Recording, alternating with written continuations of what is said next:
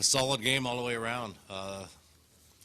Harang and Rupp really teamed up for a very nice game.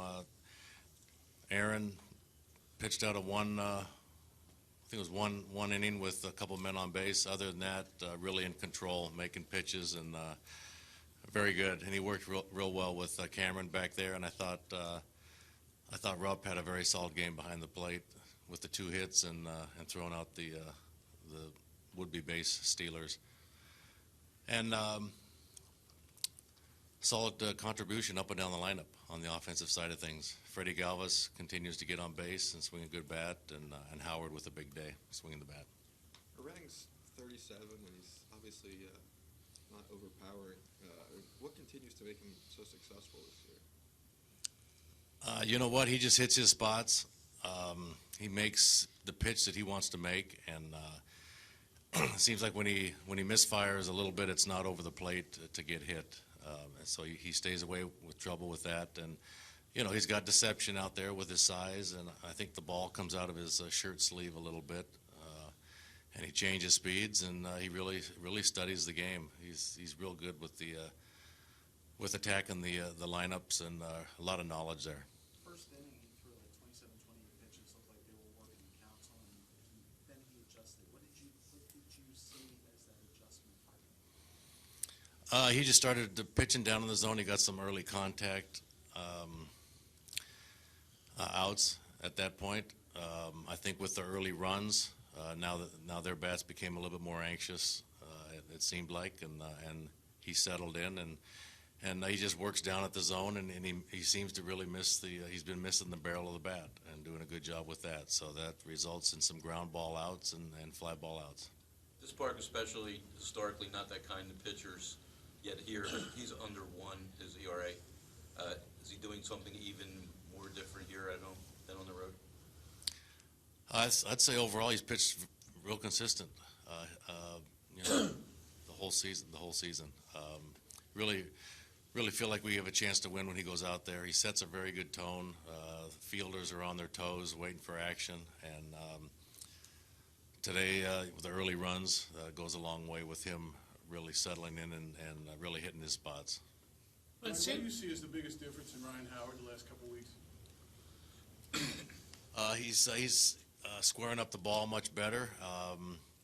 He's getting hits to go with that, and I think gain confidence comes with that. So I would just say better quality at bats, and making good contact and getting rewarded for that. Do you think like patience is being rewarded though because everybody stayed with him? I know you moved him down the lineup a little bit, but you stayed with him, and now it's paid home. Well, I like what he's doing. I mean, he can help us win a game, and you know, if he can get hot and be one of the guys that gets hot, I mean, that goes big with what he can do for us. And I think when a player like Ryan can get hot and do some things, I think the rest of the lineup can kind of settle in and chip away and do the things that they've been doing. He's had 3 more hits today. You're over 100 at bats now. Are you convinced that what he's doing, that this is not a fluke for a guy who really hasn't hit until these last couple of months?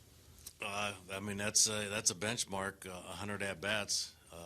You know, when you're swinging it for 100 at bats and starting to play some teams for the second time, which he has, he's just sticking with what's working for him and being real patient up there, and just really on the ball and doing a nice job, really cutting down his swing and making solid contact. Right, it seems that managers these days, whenever a closer can get a save, mathematically they're put in. With Papelbon's 3rd straight day and a 4-1 lead in the 9th inning, did you think about leaving Kenny out there?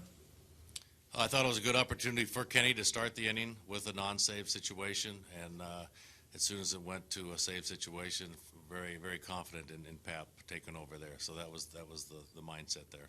Pretty impressive with the way, I mean, Cameron's, I think, thrown out 6 of 12 base stealers this year. And what do you think makes him so effective?